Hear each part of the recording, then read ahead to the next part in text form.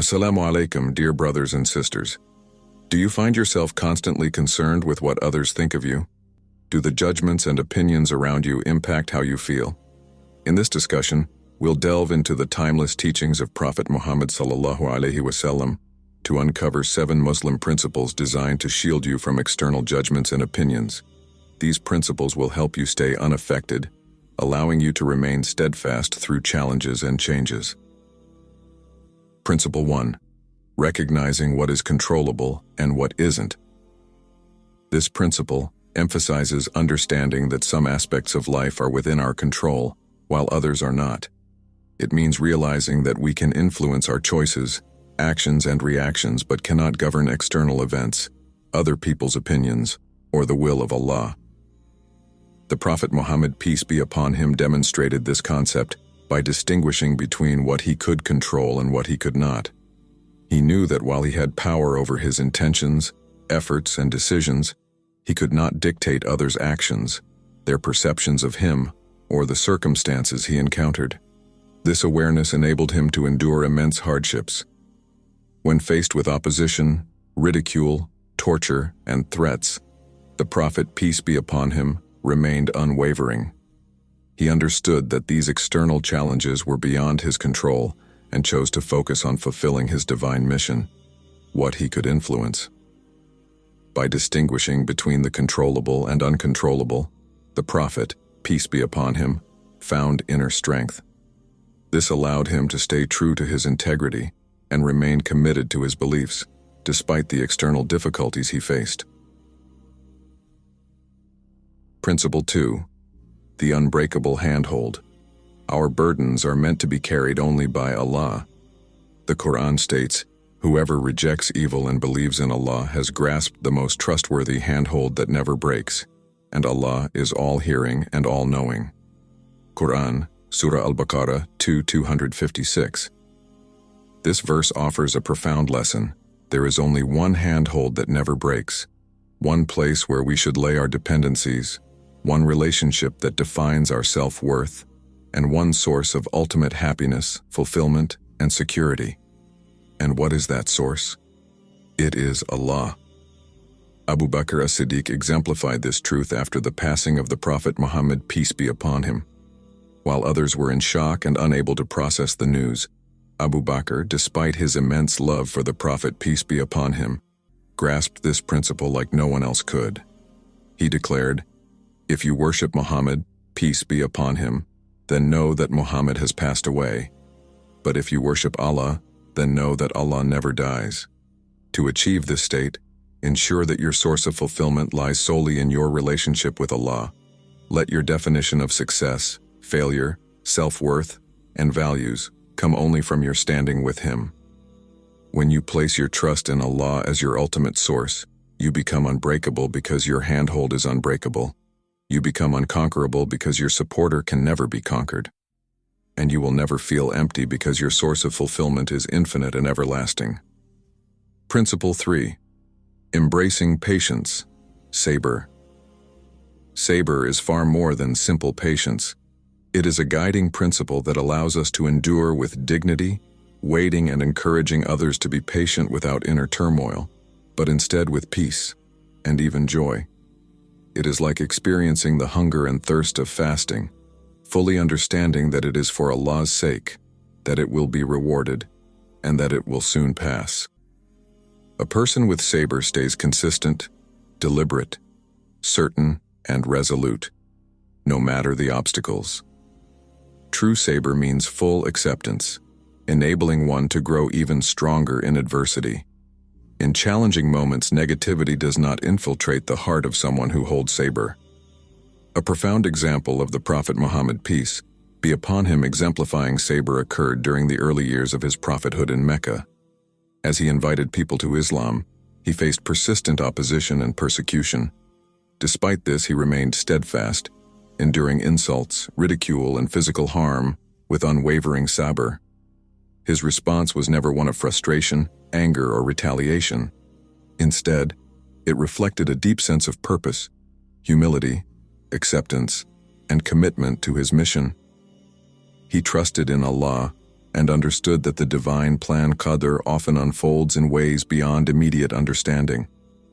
With sabr, we can navigate hardships with calm composure, drawing strength from our purpose, staying focused on our goals, and placing unwavering trust in Allah's plan.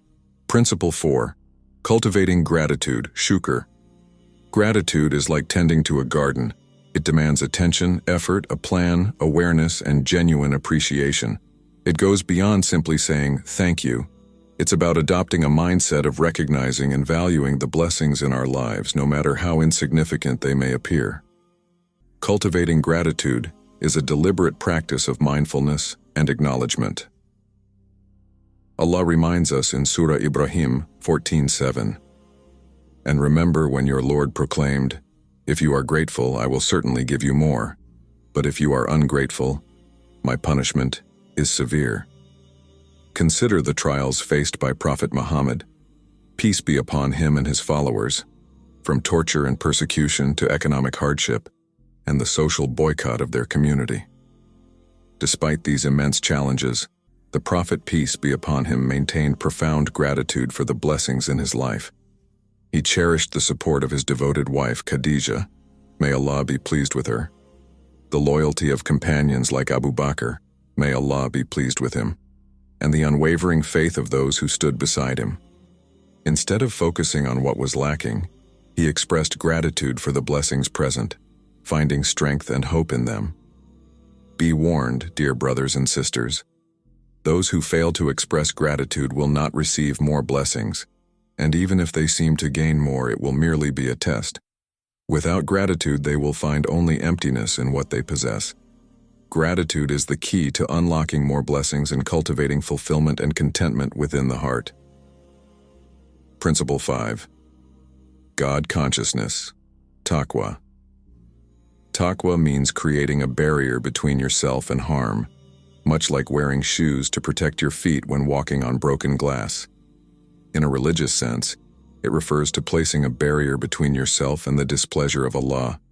It is the foundation of our existence, to worship Allah and develop taqwa, a deep awareness of Allah, coupled with fear, respect, love, and hope in Him.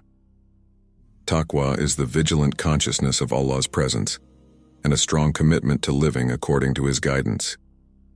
It acts as an inner compass, reminding us to stay true to our moral and ethical values. It helps us avoid questionable actions, prioritize safety from Allah's displeasure, and fear the consequences of disobedience. When you possess taqwa, you are consistently mindful of your actions and ensure they align with Islamic principles. This awareness enables you to resist the pressures of societal norms or criticism that challenge your beliefs. Think of someone you deeply love and care for. The thought of hurting them or disappointing them is often enough to stop you from acting against their wishes. Why, then, is it not enough to prevent us from displeasing Allah? Take the example of Prophet Muhammad, peace be upon him. His unwavering taqwa kept him resolute in his mission, even when he was tempted by worldly offerings. The Quraysh offered him leadership, wealth, women, and land to abandon his mission, but his focus was never on this life. His unwavering commitment stemmed from his taqwa, his deep awareness of Allah, and his understanding that the ultimate accountability is to Him. Taqwa is about maintaining a constant awareness of Allah and striving to live a life that pleases Him. It empowers us to stay firm in our values and make choices that align with Allah's guidance even in the face of temptation or opposition. Principle 6. Pursuit of excellence. Pursuit of excellence goes beyond merely doing things well. It's about striving to perform every task to the best of your ability. In a religious context, it reflects the highest level of faith one can attain. While many of Allah's servants may struggle with obedience or lack a full understanding of their faith, turning away from sin and living with true faith marks the attainment of Iman. When someone lives with constant awareness that Allah observes everything they do and acts accordingly, they reach the level of ihsan, the highest expression of faith. At this stage, one's private actions surpass their public conduct, and they carry out hidden good deeds known only to Allah. This commitment to living righteously demonstrates the essence of excellence. The life of Prophet Muhammad, peace be upon him, offers a perfect example of this principle. Before his prophethood, he worked as a merchant and earned the title Al-Amin, meaning the trustworthy one, due to his honesty and fairness in trade. His exceptional integrity set a remarkable standard for those around him. The Prophet's commitment to excellence extended to his relationships as well. He was known for his extraordinary kindness and generosity, treating everyone, regardless of their social status, with respect and dignity.